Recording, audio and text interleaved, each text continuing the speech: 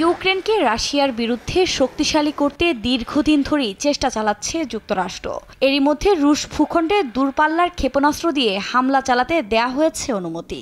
মার্কিন president Joe বাইডেনের সম্মতির পর এ যুদ্ধ নিচ্ছে নতুন মোড়। ডোনাল্ড ট্রাম্পের কাছে ক্ষমতা হস্তান্তরের মাত্র 2 মাস আগে মৌলিক নীতিতে পরিবর্তন আনায় আন্তর্জাতিক রাজনৈতিক অঙ্গনে চলছে আলোচনা। বিশ্লেষকরা বলছেন, নতুন অনুমতি কিয়েভের জন্য মার্কিন সমর্থনের ভবিষ্যৎ নিয়ে শঙ্কা তৈরি করেছে। আন্তর্জাতিক গণমাধ্যমের তথ্য বলছে, অনুমতি পাওয়ার পরপরই আগামী কয়েকদিনের মধ্যে দূরপাল্লার হামলা চালানোর পরিকল্পনা করছে ইউক্রেন। যদিও এ নিয়ে মুখ খোলেনি জেলেনস্কি প্রশাসন। বাইডেন প্রশাসন কেন এমন অনুমতি দিল তা নিয়ে আন্তর্জাতিক মহলে চলছে চুলচেরা বিশ্লেষণ। ব্রিটিশ সংবাদ মাধ্যম বিবিসির প্রতিবেদনে বলা হয়, ইউক্রেন 1 বছরের বেশি সময় ধরে রাশিয়ার লক্ষ্যবস্তুতে আর্মি টেকনিক্যাল মিসাইল সিস্টেম ব্যবহার করছে।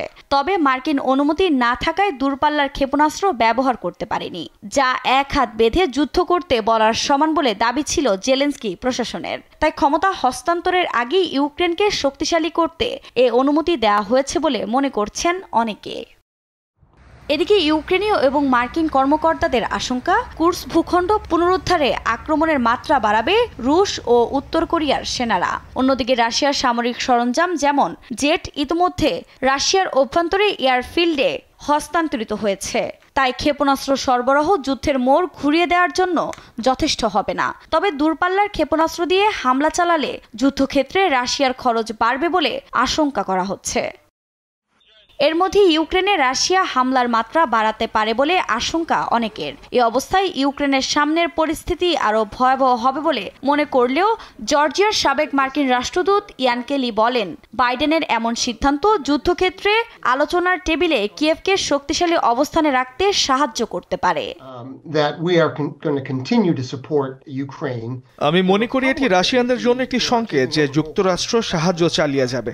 যদিও রিপাবলিকানরা দীর্ঘদিন ধরে বলে আসছে সাহায্য করবে না, তবে আমি মনে করি যুক্তরাষ্ট্র যে ভবিষ্যতে ইউক্রেনকে সমর্থন করবে এটা সেই সংকেতই দিচ্ছে। এছাড়া পারমাণবিক যুদ্ধের শঙ্কা তৈরি হলেও পুতিন এ হামলা চালাবে না বলে মনে করেন ইয়ান কেলি।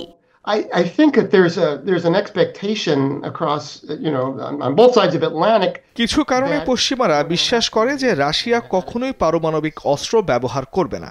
এটা শুধুই হুমকি ধামকি। তবে কারো কাজ আমাদের সার্বভৌমত্ব এবং আঞ্চলিক অখণ্ডতাকে হুমকির মুখে ফেললে তাহলে আমরা সব উপায় ব্যবহার করব তা নস্যাৎ করবার জন্য। অন্যদিকে ট্রাম্প প্রশাসন এ নিয়ে কোনো মন্তব্য না করলেও ক্ষমতা নেওয়ার পর এ সিদ্ধান্তে পরিবর্তন আসতে পারে বলে জানা গেছে। আফরিন মৌ, নিউজ ডেস্ক, দেশ টিভি।